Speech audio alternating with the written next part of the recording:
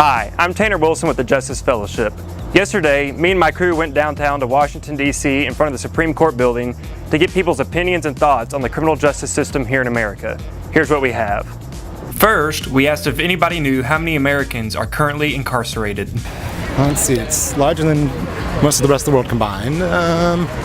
Incarcerated, probably 1.5 million. Oh gosh, hundreds of thousands. I don't know that number. I know we have more people than anybody else in the world, but I'm going to say maybe 3 to 4 million. 300,000? Ooh, I don't know. Oh, a few million. Isn't it something like 4 point something? Is it in single digit millions? Oh my gosh, 4 million? I don't know. A lot. Yeah. A lot, that's all I got. According to the Bureau of Justice Statistics, almost 2.3 million people are currently incarcerated in the United States. That's more than the entire population of New Mexico.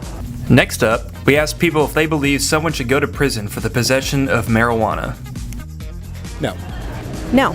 No. It's still illegal, and most states it's still illegal, so it's still breaking the law.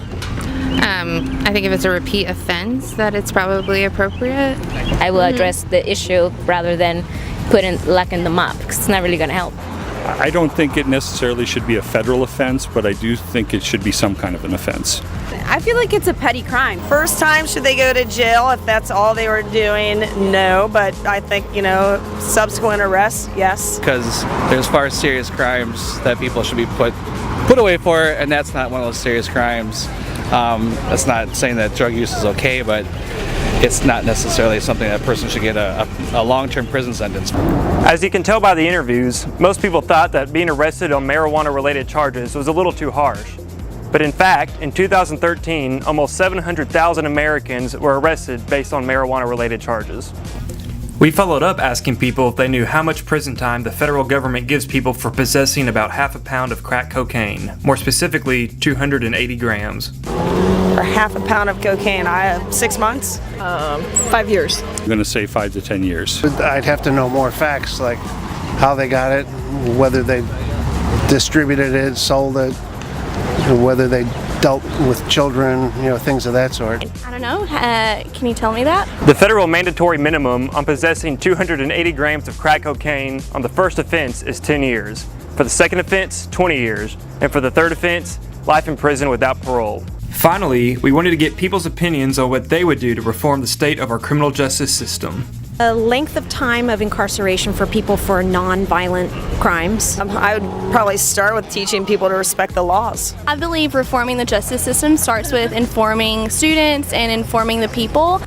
I think I would start mostly on having those who are assigned a lawyer be assigned a competent and experienced lawyer, because I think a lot of people end up going to prison because of a lack of good legal advice, because the system is kind of slanted for inexperienced lawyers to deal with those issues. Reinstitution of a public mental health system so we don't use our prisons as mental hospitals.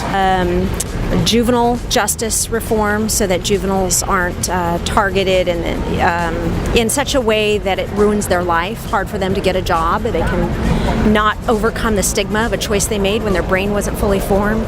We got to vote and know who we're voting for and be proactive and continue to advocate. I know there's a lot of mandatory minimum sentences. Those have to be thrown out.